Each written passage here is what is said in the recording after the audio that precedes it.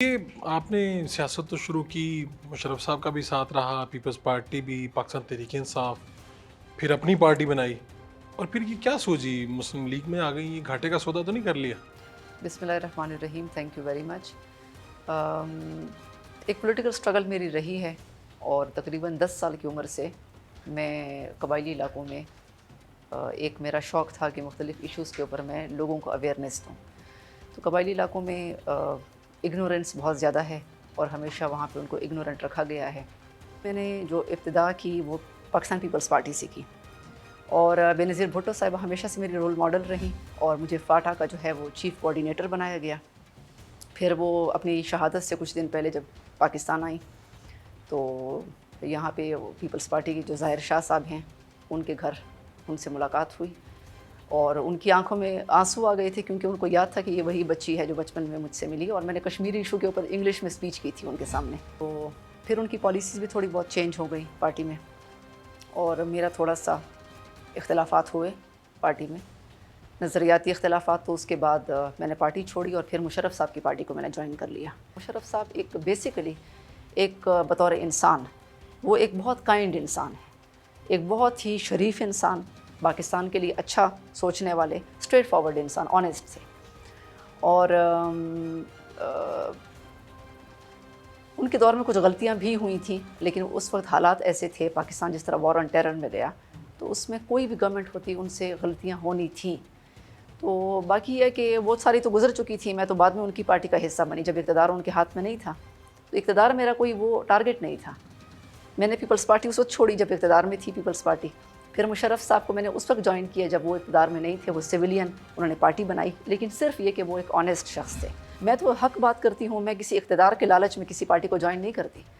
ہاں، مجھے جب لگتا ہے کہ یہ ایک اچھا پلیٹ فارم ہے، اس سے لوگوں کی خدمت ہو سکتی ہے، اس نے لوگوں کی خدمت دوسروں کے مقابلے میں زیادہ کی ہے، تو مشرف صاحب کو کیوں چھوڑا؟ تو مشرف صاحب کو جب اصل میں وہ تھے دبئی میں، تو وہ پاکستان آ نہیں سکتے تھے. اور پھر ان کی ارد گرد جو آج آپ کو استحکام پاکستان میں جو ٹولہ نظر آ رہا ہے اقتدار کے خواب دیکھتے ہوئے، یہی ٹولہ ان کے ارد گرد اس وقت بھی جمع ہو گیا تھا. تو گدھ سارے جمع ہو گئے تھے ان کے ارد گرد، کام نہیں کرتے تھے پارٹی کے لیے، اور ان کے اپنے مفادات تھے اس کے لیے آئے تھے.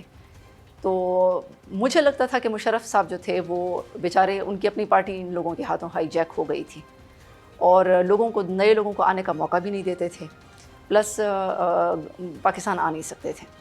تو پھر میں نے مشرف صاحب کو فون کیا. مشرف صاحب مجھے بہت رسپیکٹ دیتے تھے، ان کا شاید انہوں نے انٹرویو میں بھی ذکر کیا ہے میرا.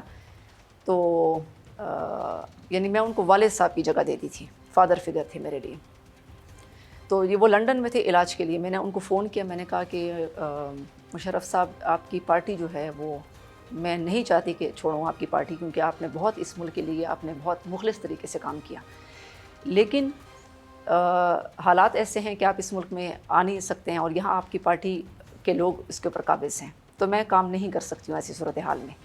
تو آپ مجھے اجازت دیجیے، میں آپ کی پرمیشن سے جو ہے وہ جا رہی ہوں، تو آپ مجھے کائنڈلی پرمیشن دے دیں. تو انہوں نے کہا کہ میں پرمیشن تو دینا تو نہیں چاہتا، کیونکہ آپ بہت اچھا کام کر رہی ہیں لوگوں کے لیے، لیکن پھر بھی اگر آپ جانا چاہتی ہیں. میں نے کہا میں تحریک انصاف میں جانا چاہتی ہوں، کیونکہ وہ اس وقت قبائلی علاقوں کے لیے آواز اٹھا رہے ہیں. تو انہوں نے کہا بس ٹھیک ہے، اور آپ انہوں جائیں. نے کہا کہ انہوں نے یہ تو مجھے اچھی جماعت پرمیشن، ہے. انہوں نے مجھے خود پرمیشن دی، نہیں کچھ بھی نہیں کہا. انہیں دکھ تھا، اور دکھ کے ساتھ انہوں نے مجھے پرمیشن دی کہ آپ جائیں، لیکن پرمیشن لے کر میں آئی. اور پھر ہمیشہ سے ان کی میں نے دوسری پارٹی میں جا کر کبھی ان کے خلاف بات نہیں کی.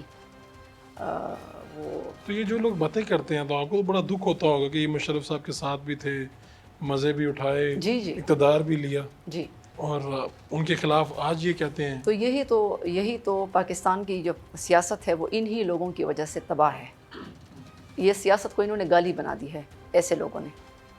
یہ اقتدار کے لیے جو ہے وہ آنکھیں پھیر بھی لیتے ہیں آپ سے، اقتدار کے وقت آپ کے ساتھ ہوتے ہیں، آپ کے خوب بوٹ پالش کر رہے ہوتے ہیں، اور عوام سے ان کا کوئی لینا دینا نہیں ہوتا، اور کرپشن میں بھی ملوث ہوتے ہیں. تو ایسے لوگ صرف ذاتی مفادات کے لیے کرتے ہیں. تو اس کے بعد پھر میں نے تحریک انصاف جوائن کی. تحریک انصاف میں جوائن کرتے ہی ایک انٹرا پارٹی الیکشن ہوا تھا، اور تحریک انصاف کو میں نے اس بات پہ جوائن کیا کہ انہوں نے قبائلی علاقوں میں جو ڈرون اٹیکس تھے اس کے خلاف انہوں نے لانگ مارچ کا اعلان کیا تھا. تو میں نے اسی دن جو ہے ان کو جوائن کیا. میں نے کہا یہ ایک اچھا اسٹیپ ہے, ڈرون اٹیکس نہیں ہونے چاہیے پاکستان میں کیونکہ یہ سوورنٹی کی خلاف ورزی ہے. تو اس کے بعد انٹرا پارٹی الیکشن ہوا, اس میں سینٹرل وائس پریزیڈنٹ الیکٹ ہوئی. اور پھر جب سینٹرل وائس پریزیڈنٹ میں الیکٹ ہوئی تو جب ریزرو سیٹس آئیں, اور میں نے بہت کام کیا پارٹی کے لیے, تو جب ریزرو سیٹس کا جو لسٹ آیا تو اس میں میرا نام تک نہیں تھا جو ایم این ایز کے لیے تھی. اس میں ساری بیگمات آئی ہوئی تھی اور خاندانی نیپوٹزم جو تھا, اقرب اپروری.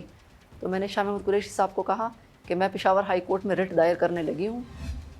وہ مجھے کوئی نہیں جانتا تھا اس وقت, پی ٹی آئی چیئرمین کوئی نہیں جانتے تھے. میں نے کہا یہ میں رٹ دائر کرنے لگی ہوں, اور ہم تو پی ٹی آئی میں اس لیے آئے تھے کہ جو نظریاتی لوگ ہیں ان کو اپنا حق ملے گا, جنہوں نے کام کیا ہے, جو مخلص ہیں. یہ کیا کہ جن کے پاس پارٹی ممبرشپ نہیں ہے وہ بیگمات جو ہیں وہ آ کر گھروں کی جو بیگمات ہیں ان کو اپنے ریزرو سیٹس پہ ڈال دیا.